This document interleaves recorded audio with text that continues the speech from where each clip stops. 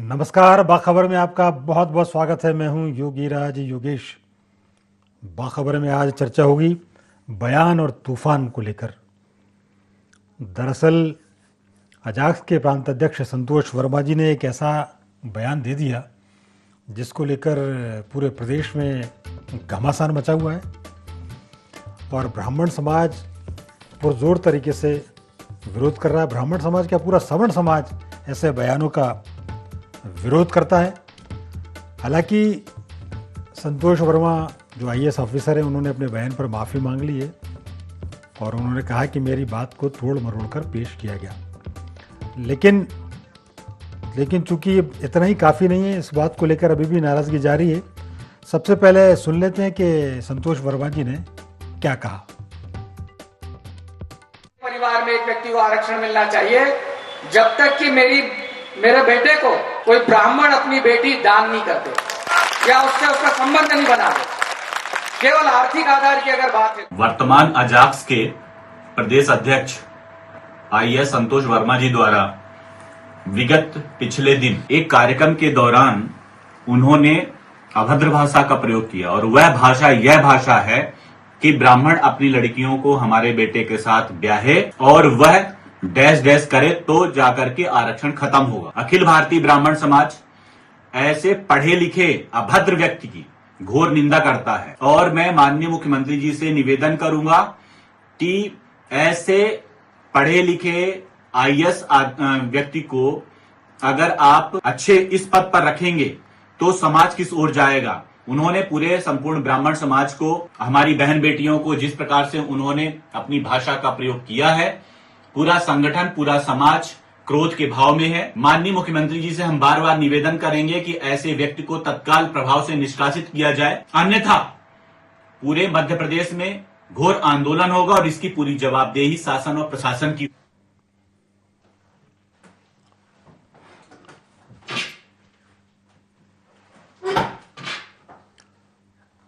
तो निश्चित तौर पर यह बयान आपत्तिजनक है। किसी भी स्थिति में यह स्वीकार्य नहीं है। सवर्ण समाज पूरे ऐसे बयानों की निंदा करता है और वास्तव में जब ऐसे बयान एक जिम्मेदार पदों पर बैठे किसी व्यक्ति की तरफ से दिए जाते हैं तो ये और निंदाजनक हो जाता है कि जिनके ऊपर ही न्याय का जिम्मा हो वो खुद अन्याय कर रहे हैं। और हमारे यहाँ मध्य प्रदेश की मैं आपसे बात करूँ, मध्य प्रदेश तो वो प्रदेश है कि जहाँ लाडली बहना, लाडली लक्ष्मी, जहाँ बेटियों के पैदा होते से ही सरकार उत्सव मनाती है, सब लोग मिठाइयाँ बांटते हैं। ऐसे प्रदेश में ऐसा बयान आया, ये किसी भी तरीके से स्वीकार्य नहीं है। और आप ये देखिए कि अफसरों के ये बयान समाज को तोड़ने वाले होते हैं, वैमनस्यता बढ़ाने वाले होते हैं और ये सिविल सेवा आचरण के नियम के मुताबिक भी नहीं होते। तो निश्चित तौर पर एक गलत बयान उनकी तरफ से हुआ। ये बात ज़रूर है कि एक कहावत है, अपने आप पछताए होत का, तो उन्होंने माफ़ी तो मांगी है, लेकिन ब्राह्मण समाज कह रहा है ये माफ़ी काफ़ी नहीं है। तो एक मुद्दा बड़ा गर्मा गर्म मुद्दा है। सबसे उम्मीद हम यही करते हैं कि इस तरीके की बयानबाजी न होना चाहिए। फिलहाल इस बाखबर में आज इसी मुद्दे पर चर्चा करेंगे कि बयान को लेकर जो तूफान मचा हुआ है। और चर्चा के लिए दो बड़े बेहद ख़ास मेहमान हमारे साथ जुड़े हैं। राजधानी के वरिष्ठ पत्रकार रत्नाकर त्रिपाठी जी हमारे साथ ऑनलाइन जुड़े हैं। रत्नाकर जी, प्रोग्राम में आपका बहुत बहुत स्वागत है। और स्टूडियो में मेरे साथ हैं वरिष्ठ पत्रकार अनूप दुबोलिया जी। अनूप जी, प्रोग्राम में आपका भी बहुत बहुत स्वागत है। रत्नाकर जी, मेरी आवाज़ आपको मिल रही है?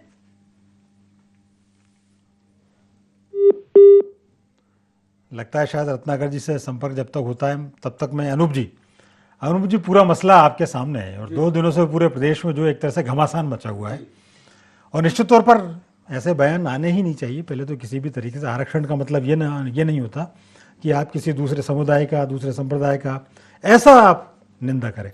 उस बयान पर आपकी प्रतिक्रिया? देखिए योगेश जी, निश्चित रूप से बड़ा मामला है, बड़ा मसला है। आपने कहा भी है,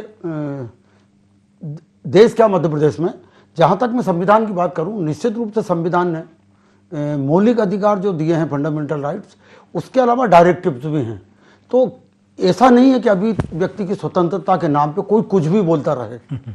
मर्यादा, गरिमा और निश्चित रूप से किसी लोक सेवक को, ये लोग लोक सेवक कहलाते हैं, चाहे वो किसी भी केडर के अधिकारी या कर्मचारी हों, लोक सेवक को तो निश्चित रूप से संविधान के डायरेक्टिव्स का, फंडामेंटल राइट्स की और समाज की मर्यादा का निश्चित रूप से ध्यान रखना चाहिए। जिस तरीके से पूरे मध्य प्रदेश में ये प्रतिक्रिया, प्रदेश क्या पूरे देश भर में प्रतिक्रिया है, यूपी के कई स्थानों से भी ऐसी सूचना आ रही है, तो निश्चित रूप से ये निंदनीय है योगेश जी। सेंट्रल के मिनिस्टरों ने तक उसका जी और जहां तक मैं मानूं तो उसमें विपक्ष और सत्ता, हालांकि राजनीति की बात करना नहीं चाह रहा था मैं, लेकिन निश्चित रूप से सत्ता पक्ष और विपक्ष दोनों के जो बड़े पॉलिटिशियंस हैं उनकी राय भी यही है कि ये उन्होंने भी इसकी भर्त्सना की है, निंदा की है योगेश जी। ठीक बात। रत्नाकर जी, मेरी आवाज आपको मिल रही है? बिल्कुल बिल्कुल। हाँ, एक तो ये पूरे मसले पर मैं आपका प्राइमा फेसी एक स्टेटमेंट चाह रहा था, कैसा ये, चूंकि बहुत ही निंदाजनक है ही, पूरे प्रदेश में, पूरे देश में इसको लेकर निंदा हो रही है और ख़ासतौर पर जिम्मेदार पद पर बैठे अधिकारी ने यह बयान दिया है, कैसा देखते हैं आप? योगीराज जी, मेरा इस बात का मानना है कि निंदाजनक होने से पहले या सनसनीखेज होने से पहले मुझे लगता है बहुत ही सुनियोजित तरीके का बयान है वाला, और जो हम शुरू से देखते चले आ रहे हैं कि जातिवाद के नाम पर अगर आप टारगेट करना किसी को चाहते हैं तो इस तरीके से आप करते हैं, बाद में आप उसको खंडन कर देते हैं, बाद में आप कह देते हैं मेरे बयान को तोड़ मोड़ के पेश किया गया, बाद में उसका विरोध करने वाले इस बात के लिए खुश हो जाते हैं उन्होंने अपनी माफी मांग ली बयान की। लेकिन मेरा मानना है कि बयान सुनियोजित तरीके से दिया गया था, उस जगह पर दिया गया था जहाँ से आपके एक बड़ी पोस्ट से रिटायर होने के बाद में आपके पॉलिटिक्स में आगे जाने की राह बढ़ती है, लोग आपको मानते हैं कि आप हमारे सच्चे खैरख्वाह हैं और आप दूसरे धर्म को या दूसरे संप्रदाय को निंदा करके बहुत आगे बढ़ सकते हैं। तो मैं इस बात से समझ नहीं हो सकता कि लोगों ने भर्त्सना कर दिया तो अपन संतुष्ट होकर बैठ जाओ उसमें, या राष्ट्रीय मुद्दा उठ गया तो हम चुपचाप बैठ जाएं, ऐसा नहीं हो सकता। इस बात को लेकर बहस बहुत आगे की बढ़नी चाहिए कि आपके मन में आखिर ऐसी कौन सी बात है, आपकी निजी महत्वाकांक्षा है आपकी। देखिए, मैं इस बात को मानता हूँ, आज समाज को आप साथ में लेकर चलना चाहते हैं तो किसी भी वर्ग के लिए आप इस तरीके की बात नहीं कर सकते हैं। आप ऐसी बात में केवल तब करते हैं जब खुद आप अपने आप को, अपने निजी एजेंडा को लेकर आगे बढ़ना चाहते हैं। मुझे लगता है भोपाल के अम्बेडकर मैदान में जो किया गया है और जो जानबूझकर किया है, मैं जिम्मेदारी के साथ बात को कह रहा हूँ, जानबूझकर किया गया है, कहा गया है, प्रयोग करने के लिए कहा गया है, उसकी आज मतलब एक बात है कि हम कैसे अपने रिटायरमेंट के बाद की राजनीतिक रोटी फेंकें और कैसे आगे बढ़ते चले जाएं। योगीराज जी, ठीक बात, आपने बड़ी महत्वपूर्ण बात की और ये बात बिल्कुल सही है कि ये कभी ये बयान बिल्कुल सुनियोजित तरीके से, षड्यंत्र पूर्वक और अपना हित साधने के लिए भी ऐसे बयान दिए जाते हैं। तो एक बिल्कुल निश्चित तौर पर इसके आने वाले दिनों में भी इसके परिणाम देखने को मिलेंगे। एक बात ये ज़रूर है, देखिए, बात करने का अपना एक ढंग होता है, बात रखने का अपना एक मादा होता है। एक बड़ा छोटा सा एक लाइन का मुझे किस्सा याद आता है कि किसी बादशाह ने किसी ज्योतिषी को बुलाया और पूछा, मेरा हाथ देखिए। ज्योतिषी साहब ने हाथ देख के उनको बताया कि साहब, आपके सारे रिश्तेदार परिजन जो हैं वो आपके सामने ही मर जाएंगे। अब इतना सुनते से बादशाह गर्म हो गए। अरे, हमने कहा, उसको दंडित किया और फिर दोबारा कहा, चलो आप दोबारा हाथ देखिए। अब वो समझ गए पंडित जी, ज्योतिषी। उनने कहा कि मेरा कहना था कि आपकी आयु बड़ी लंबी है, और अब कहने का अर्थ है कि बात भी उन्होंने कह दी और बात वही की। तो दोबले जी, मेरा यही कहने का आपसे आशा है कि आप ऐसा बात अपनी रखते हैं, आप अपनी आरक्षण की बात करें, आप अपने समाज की बात करें, आप अपने समाज की तरक्की की बात करें, आपके पास एक मंच है, आप प्रदेश के बड़े पदाधिकारी हैं, समाज की चिंता करें, लेकिन आप ये इस तरीके की बात करते हैं। देखिए, जहां तक त्रिपाठी जी ने जो बात रखी, निश्चित रूप से उनकी बात, जी रत्नाकर जी, मैं आ रहा हूं आपके पास। त्रिपाठी जी की बात से पूरी तरह सहमत हूं। सस्ती लोक, हालांकि उस शब्द का इस्तेमाल नहीं करना चाहिए, लेकिन निश्चित रूप से जो मसला है उसको लेके ये शब्द मैं मुनासिब समझता हूं। बिल्कुल। सस्ती लोकप्रियता की जो बात है, जहां तक त्रिपाठी जी ने बड़े मर्यादित शब्दों में बोला, निजी एजेंडा, तो ये सुनियोजित है। निश्चित रूप से कोई भी अकस्मात रेंडमली कोई स्पीच दे या कुछ बोले, नहीं लगता बिल्कुल ऐसा बयान सुनने के बाद कही गई बात है। और मैं वाकई में बड़े गर्व के साथ एक बात कहना चाहता हूं, हम देश के हृदय प्रांत में रहते हैं, जहां तक सामाजिक संरचना, सामाजिक सरोकार की बात करते हैं हम, मध्य प्रदेश जैसा सौहार्दपूर्ण वातावरण, सामाजिक सौहार्दपूर्ण नहीं, मैंने वातावरण। तो अपनी कमेंट में शुरू में बिल्कुल, कहा था कि मध्य बिल्कुल। प्रदेश में लाडली बहना, लाडली लक्ष्मी बिल्कुल। और पैर पड़ रहे हैं, हम बार बार मैं मंच समझ पे रहा हूँ, जाके निश्चित रूप से। सार्वजनिक रूप जी जी, आप देखिएगा, नाम नहीं लेना चाहता हूँ, भोपाल के नज़दीक का कॉन्स्टिट्यूएंसी है, वहाँ पर आरक्षित वर्ग के एक विधायक हैं, नाम नहीं लेना चाहूँगा, लेकिन पूरा जो सवर्ण वर्ग है, ब्राह्मण समाज है, जब वो ओहदे पे रहते हैं, मंत्री भी रहे हैं वो, उनके चरण छूते थे वो लोग, तो वहाँ उनकी भावना जाति पात की नहीं थी। आप एक बात बताइए, बहुत साधारण सी बात मैं करता हूँ, हम कभी बाजार जाते हैं, हम कहीं कोई निश्चित रोजमर्रा की जिंदगी में जो हमारी किसी दुकान पे जाते हैं या कहीं हमारा आना जाना होता है, तो क्या हम किसी दुकानदार से उसका नाम, मजहब या धर्म पूछ के, जात पूछ के हम सामान खरीदेंगे क्या? बिल्कुल सही है। तो इससे एक अंदाजा लगाया जा सकता है। आप देखिएगा भोपाल वाकई में गंगा जमुनी तहजीब का पूरा मध्य प्रदेश जो है सामाजिक सौहार्द का बड़ा अच्छा उदाहरण पेश किया। निश्चित तौर पर। रत्नाकर जी, आप कुछ बोल रहे थे, आप अपना तो पक्ष रखिए। एक छोटा सा सवाल ये भी है कि क्या अब जो चर्चाएं हो रही हैं, अब जो देश जिस दिशा में जा रहा है, जिस पूरा समाज जिस दिशा की ओर बढ़ रहा है, वहाँ तो आरक्षण समाप्त करने की बात हो रही है। ये तो एक बिल्कुल खाज की तरह बना हुआ है कि इसको समाप्त हो जाना चाहिए। ये बने ही कुछ समय के लिए था, और एक तरफ आप ऐसी बात करें कि साहब आरक्षण तब तक जारी रहना चाहिए जब तक कोई ब्राह्मण में बेटी मेरे बेटे को दान न कर दे। ये क्या, किस दिशा में ये समाज जा रहा है? देखिए युवराज जी, अगर आपने किसी भीड़ भरी ट्रेन का सफर अगर आपने कभी किया होगा, तो उसमें होता है कि जो आदमी अंदर घुस जाता है ट्रेन के अंदर घुसने के बाद तो सबसे पहले कहता है कि बाहर के लोगों को और अंदर आने न दिया जाए। ये आरक्षण के मामले में स्थिति है। जो लोग स्थापित हो गए हैं वो अपनी जगह पर स्थापित हो गए पूरी तरीके से, लेकिन वो चाहते क्या कि बाकी जो लोग हैं वो आरक्षण की बैसाखी पे लगते रहें, वो आरक्षण के मोहताज रहें, और इसलिए मोहताज रहे कि ताकि उनके पीछे पीछे खड़े हुए लोग आगे बढ़ के चले गए। वो ये नहीं कहते कि हम आगे बढ़ गए तो आप हमारी तरह आगे बढ़िए, कहते देखिए हम आगे बढ़ गए, आपको आरक्षण नहीं मिल रहा इसलिए आप आगे नहीं बढ़ पा रहे हैं। इस तरीके से करके एक अपने नीचे वाले अपने समर्थकों को इस तरीके से सेंट्रलाइज करना कि हम तो आगे बढ़ गए, लेकिन आप आरक्षण की बैसाखी अगर कुछ नहीं कर पाएंगे, आप आरक्षण से कुछ नहीं कर पाएंगे, तो किसी तक के लोग अपना उल्लू सीधा करते हैं लोग। इसी तरीके की बयानबाजी तब आती है सामने आपकी जब आप सामने वाले को डरा के रखना चाहते हैं। तो मुझे एक बात बता दी योगी जी, आप क्या केवल मैं ब्राह्मण की बात नहीं कर रहा, मैं कह रहा हूँ कि क्या केवल जो उन्होंने कहा महाशय ने भोपाल के अम्बेडकर मैदान में, क्या किसी और संप्रदाय की बच्ची के लिए बात कहने की हिम्मत कर सकते थे? वो कभी नहीं कर पाएंगे। वो उन्हें पता उनका अंजाम क्या होगा।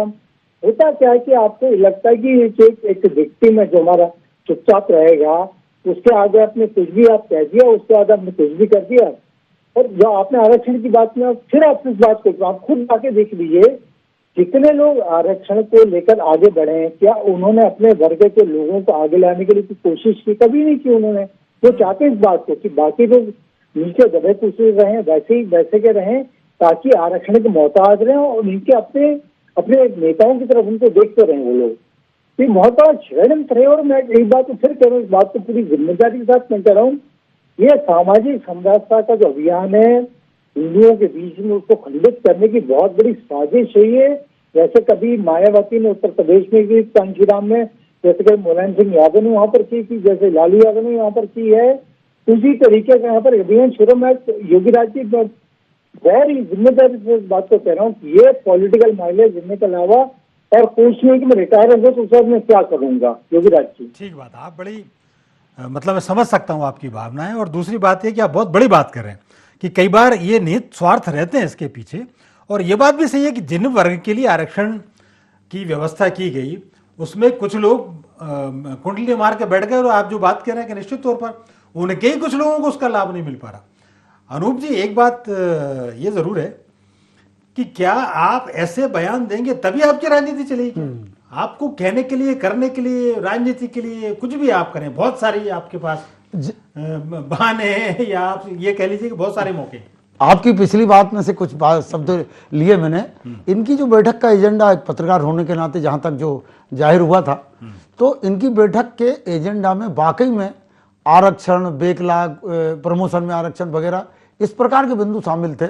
आपने जो बात कही है तो निश्चित रूप से फिर एक पुनः दोहराता हूं मैं आपके सवाल का जवाब देते हुए कि ये वाकई में त्रिपाठी जी ने उसको बहुत लब्बोलवाब, मेरी बात का यही है कि सारी बातें कह दी उन्होंने त्रिपाठी जी ने कि निश्चित रूप से त्रिपाठी जी ने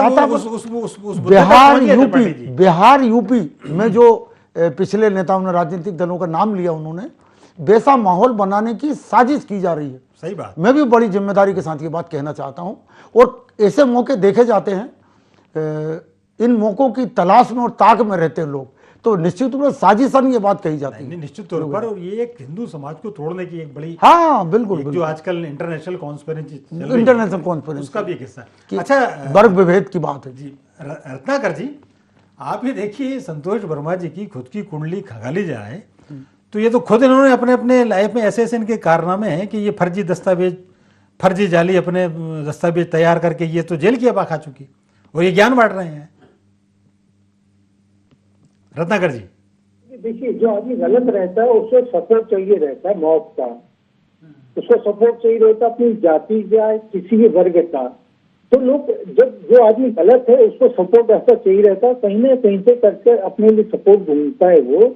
उनका करियर, चाहे उनका जो बैकग्राउंड जो भी रहा हो, चाहे जो भी रहा हो, लेकिन जो आज की डेट में जो उनका चरित्र सामने आया है वो दिखा रहा है कि चार चरित्र चेहरा था, न इस देश का है, न इस समाज का है, न आपके अपने लोगों का है। एक बात मुझे बता दीजिए आप जरा, कि अगर आप किसी ब्राह्मण की बेटी की इस बात को आप कह रहे हैं तो आप लोग मंच पे ये नहीं कहते हमारी बेटियां इतनी आगे बढ़ेंगी।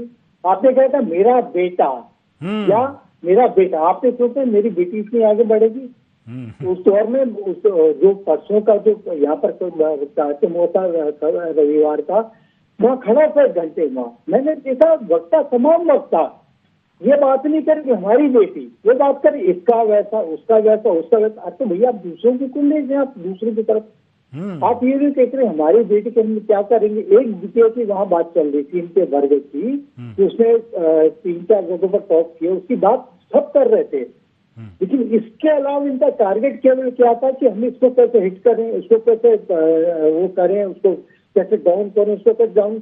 अगर आप दूसरे को डाउन करेंगे तो आप अपने आप को आगे बढ़ाने की बात, इसका मतलब आपका एजेंडा है नहीं वो वाला। मतलब आप अपनी लकीर बड़ी करना नहीं चाह रहे, आप दूसरे की लकीर छोटा करना चाह रहे हो। तब आदमी ऐसा तब करता है, उसके अंदर जब छोटापन रहता है, इस बात को समझिए।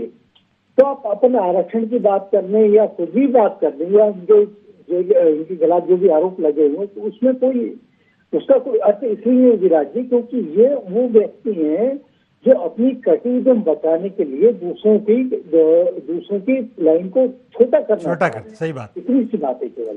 ठीक बात कह रहे हैं आप रत्नाकर जी। अच्छा, एक बात और है, जैसे मैं भी बात कर रहा था अनूप जी, सिविल सेवा कंडक्ट रूल्स जो उनके होते हैं उसमें तो ना आप ऐसी बात कह सकते कि जिसमें किसी को बुरा लगे, किसी की भावनाओं को ठेस पहुंचे, ना ऐसा कुछ आप कर सकते, क्योंकि आप बताइए ये उस बात का भी अपमान हो, सरकार की उन प्रयासों का अपमान है जो सरकार बेटियों के लिए, महिलाओं के लिए इतनी सारी योजनाएं चला रही है। और लाडली बहन, जो मैंने पहले ही आपको जिक्र किया था, उन बहनों के बारे, किसी की भी बहन के बारे में आप ऐसा कहने की हिमाकत कैसे कर सकते हैं आपने लोक प्रशासनिक सेवा अधिकारी के नियम वगैरह की बात की, जो मध्य प्रदेश शासन का सिविल सेवा आचरण अधिनियम है उसमें भी इस बात का जिक्र है, लोक सेवक के बयान को लेकर भी जिक्र है। बहुत सारी मर्यादाएं इनके लिए तय की गई हैं। मैंने एक बार फिर रिपीट करूंगा, पहले आपके सवाल के जवाब में मैंने लोक सेवक जिक्र किया था। सिविल सेवा आचरण अधिनियम में बाकायदा उसका बिंदु थोड़ा सा जहन में मेरे आ नहीं रहा है कि, लेकिन उसको आप डायरेक्टली जोड़ के देखते हैं, वो आप उसका अध्ययन करके देखते हैं, निश्चित रूप से ये बात जो है बड़ी मर्यादित बात है। भारतीय प्रशासनिक सेवा, और जहां तक सेवा शब्द जुड़ जाता है तो वहां तो ये सारी बातें सब गौण हो जाती हैं योगी जी। ठीक बात है, निश्चित बहुत गौण हो जाती हैं। वहां तो फिर आपको सेवा भाव का ही दृष्टिकोण रख के सामने चलना पड़ता है। बिल्कुल ठीक बात, बहुत बारीक बात बता रहा हूं मैं आपको। ये आपने बिल्कुल ठीक बात की। हाँ रत्नाकर जी, कुछ बोलना चाह रहे थे आप? कहना चाह रहा था, जिस मध्य प्रदेश में इस सरकार ने मतलब लाडली बहना से लेकर तमाम योजनाओं को इतना आगे ले जाकर एग्जीक्यूट किया, अच्छे तरीके से उन्होंने लाभान्वित किया लोगों को, उस प्रदेश में ऐसा है, हो कैसे सकता है कि कोई व्यक्ति किसी बेटी के लिए, मैं किसी समाज की बात नहीं कर रहा, लेकिन क्या देश में, इस प्रदेश में हम सब पे देख रहे हैं योगी राज जी 2003 से कब से क्या योजनाएं चल रही है बेटियों के लिए, बहनों के लिए, महिलाओं के लिए, हर वर्ग का जो बातें चल रही है सरकार, उसके बीच में योगी राज जी का मुझे समझ में नहीं आ रही कि एक व्यक्ति इतनी बड़ी बात कह देता है तो सरकार चुप क्यों उस बारे में। भाई सरकार लाडली बहनों के लिए इतना काम कर रही है तो मुझे लगता है कि सरकार को इस दिशा में कुछ इनिशिएटिव लेना चाहिए कि इस तरीके की चीजें मध्य प्रदेश में नहीं ही चलेंगी, क्योंकि इस मध्य प्रदेश का मामला है डॉक्टर मोहन यादव महिलाओं के लिए, बहनों के लिए कितनी योजना लेकर आगे चलते आ रहे हैं। मुझे लगता नहीं कि मध्य प्रदेश में इस बात को राजधानी में सहन किया जाना चाहिए ये बातचीत। सही बात नहीं। और हमारे यहाँ तो आप बताइए ना, हर सरकारी कार्यक्रम की शुरुआती बालिका के पैर पूजन से हो रही है, और उस प्रदेश में भी ऐसी कोई बात होती है। अच्छा रत्नाकर जी, मुझे ये भी थोड़ा सा ये बताइए कि सरकार के इतने प्रयासों के बावजूद, इन वर्गों को इतना सब कुछ देने के बावजूद, यदि ये इनकी मानसिकता या इनका लेवल यही है तो फिर अब और क्या बचा है, और क्या किया जाना चाहिए, क्या इसका क्या उसका समाधान है? मैं आपको सब निवेदन करूंगा, ये इनके नेताओं की मानसिकता है कि हमारा जो वर्ग है वो पीछे ही धकेला जाता रहे, वो नीचे की तरफ फिरे, हम जहां तरफ आगे बढ़ गए। देखिए सरकार की योजनाओं का लाभ इन चतुर लोगों ने ले लिया है, इस बात को समझिए। चतुर लोगों ने सरकार की योजना का लाभ ले लिया, बाकी लोगों को इन्होंने अफीम पिला के रखा है कि हम है तो तुम आगे बढ़ पाओगे, हम नहीं तुम आगे नहीं बढ़ पाओगे। उस चक्कर में इनका जो वर्ग है वो बहुत ही सीधा साधा वर्ग है, वो इनके अपने नेताओं को देखकर बैठ जाता है कि ये आगे बढ़ेंगे, वो आगे बढ़ेंगे। वो वर्ग इस बात को समझ ही नहीं पाते कि नेता लोग अपनी चतुराई की वजह से आगे बढ़ेंगे, ये हमको मूर्ख बना रहे हैं, हमें अफीम खिला रहे हैं। सही बात है। आरक्षण वगैरह का सारा लाभ जो इन लोगों ने ले लिया, जिनको फिर कहते हैं कि बहुत चंट लोग हैं, मैं चतुर में लिखूंगा, चंट लोग हैं ये लोग, वो लेकर चले, कुटिल लोग लेकर चले गए, और बाकियों को इसी तरीके से उसे बांध चला कर रख रहे हैं। ठीक, ब्राह्मण की लड़की ऐसा कर देगी तो उनको लगता है अरे को बड़ी बात कर रहे हैं, लेकिन वो वर्ग इतना सीधा है, इनके पीछे वाला वर्ग इस बात को समझ ही नहीं पाता कि लोग कितने कुटिल लोग हमसे आगे निकले, तो हम पास भी वो क्या बोलते हैं हमारे ऊपर धुआं रखकर, वो बैल के ऊपर रखते ना, खेत के ऊपर हमको। ठीक बात। एक छोटा सा सवाल और रत्नाकर जी, एक छोटा सा सवाल और, इस मसले पर अब क्या किया जाना चाहिए सरकार के पॉइंट ऑफ व्यू? क्या जाना चाहिए कि सरकार की तरफ से एक्शन होना चाहिए। दूसरी बात ये है, मैं आपसे बात करना चाहूंगा, अनूप भाई मेरे बड़े अच्छे भाई है मेरे, लेकिन मेरा फिर आपसे निवेदन है योगी राज जी, इस मामले में जो लोग जो निंदा कर रहे हैं ना फेसबुक पर, सोशल मीडिया पर या बयानों में, उन्हें दिखाना चाहिए कि ये हम इन सबसे आगे भी बढ़ सकते हैं। अब अपनी ताकत इसलिए दिखानी पड़ेगी, मैं ये ब्राह्मण वर्ग की बात नहीं कर रहा, लेकिन ताकत इसलिए दिखानी पड़ेगी कि जो नहीं ये ब्राह्मण का मसला नहीं, ये सब समाज का मसला। भाई किसी की भी बेटी के बारे में कोई कैसे कह सकता है? समाज का मामला नहीं है, बेटी का। सामने आकर मुखर रूप से ये बताना पड़ेगा कि हरकतें नहीं ही चलेंगी, बिल्कुल चाहे नहीं ही की जाएंगी।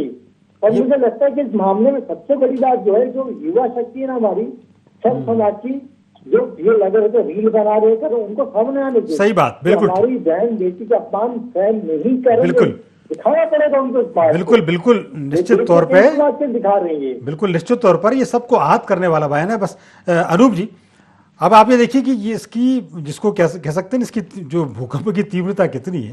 पूरे प्रदेश में प्रदर्शन हो रहे हैं, शाहजहांपुर में पुतला फूका गया, दतिया में थाना घेरा गया, दिल्ली तक उसकी हलचल है। तो इनको ये समझ नहीं आता क्या है? देखिएगा, मैं आपको बताऊं, पूरा जवाब आपको देना चाह रहा था मैं जी, कि सबसे पहले सरकार को राजधानी का मामला है, बेटी का मामला है। जहाँ तक अभी मैं आदरणीय मुख्यमंत्री डॉक्टर मोहन यादव जी की बात करूँ, पुलिस मुख्यालय में कुछ देर पहले बैठक भी ली उन्होंने राशन के मामले में, और मैं आपको बताना चाहता हूँ कि सरकार को तुरंत बयान सुनने के तुरंत बाद सरकार को कार्रवाई करनी थी, जिससे सरकार की संवेदनशीलता और मैं समझता हूँ 48 घंटे का टाइम बहुत होता है।